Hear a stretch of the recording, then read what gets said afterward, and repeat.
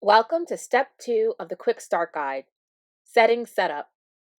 In this video, we will show you how to create users and manage your settings for payroll, taxes, products and services, assets, your operations codes, and checklists. Before we begin to add users to our Zeleaux account, we must first create a user role. Click on Settings and select Manage User Roles. From here, click on Add New. Assign the role a name, and then decide which permissions you would like for that role to have for the system. You can click here to expand each permission. When you're finished, click Save Changes. Now let's add a user. Click on Employee Contractor from the main menu. Select Add New. Enter the first name and last name of your employee or contractor. Select the role you would like that user to have, and then fill out any other important information. Finally, we will assign the user a login name and password. When you are finished, click Save. Repeat those steps to add more users. Next, let's look at the payroll settings. Click on Payroll from the main menu. On this page, you will define what payroll settings you have for your company. Select the working days of the week that your company works.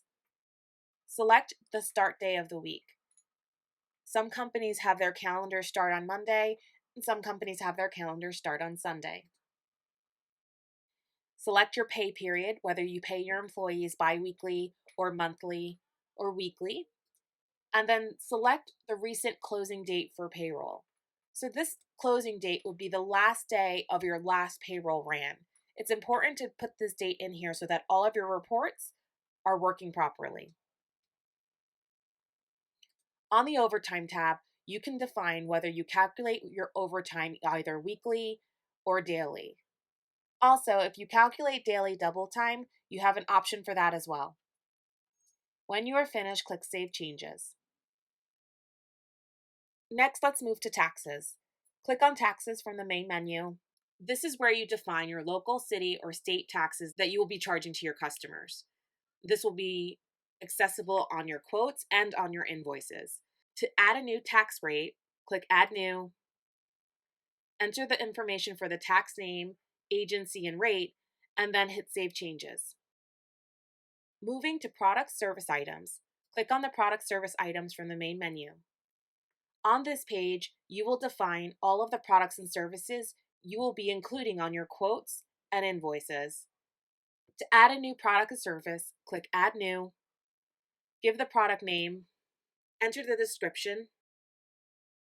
Make sure you have it marked active if you would like for it to show up in the drop-downs, on the quoting page or the invoices. Select whether you would like this to be hourly or by piece, and then enter the price. Hit Save Changes when you're done. Let's take a quick moment and see how taxes and products and services are shown on a quote. Here we have an open quote. The Products and Services section at the bottom is where you would list all of the products and services you will be quoting out or estimating. Click on Add Products to add any products or services you would like to put on the quote. You can see that the item's description is already pre-populated, but at any time we can go in and delete any pre-populated information. And here is where you will see the tax. If the item that I'm selling is taxable, then I'll select the tax from this dropdown and hit Save Changes. Now let's look at Assets. Click on Settings from the main menu and select Assets and Equipment. The Assets and Equipment section is where you would list any of your important items that you would like to be scheduled. For example, if you have a crew scheduled for the week, you can assign that they're going to be assigned to truck 1. Another example would be if you have a project that needs a forklift brought to the job site, you can also assign it in this page. In order for you to schedule these assets, they must all be listed here.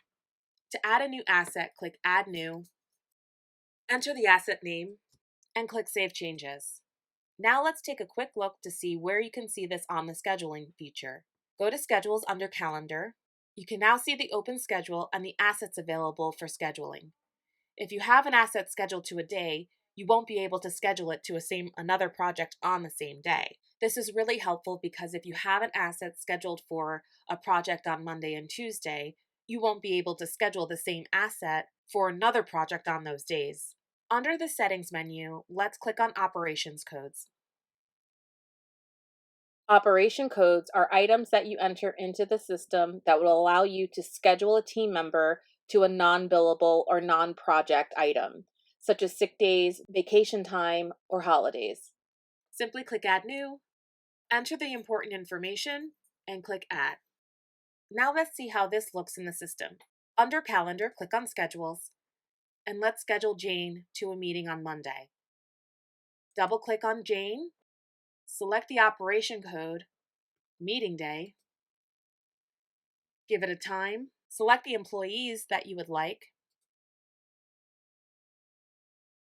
select the asset if one is required, and then hit Save Changes. Now you can see Jane is scheduled for a meeting on Monday. The last item we will review under Settings is Checklists. Before we show you how to add a checklist, let me show you where you can find it in the system. Under Projects, click on Active, and let's open up a project card. This gives your team a list of items that they need to check off as they progress through the project cycle. Once they complete an item, they simply check off the checkbox. Every project will have the default checklist. You can also create individual checklists and add them by clicking the Add My Checklist button. Now let's show you how to create a new checklist. Under the Settings menu, click on Checklists. From here, you'll click Add New, enter the checklist name, enter the items on your checklist one by one, and click Enter after each entry to create a new line. When you are finished, click Add, and your new checklist is created. You can now then go back to any projects and add that checklist to your project. Now your settings are complete, so the next step would be to move on to the appearance.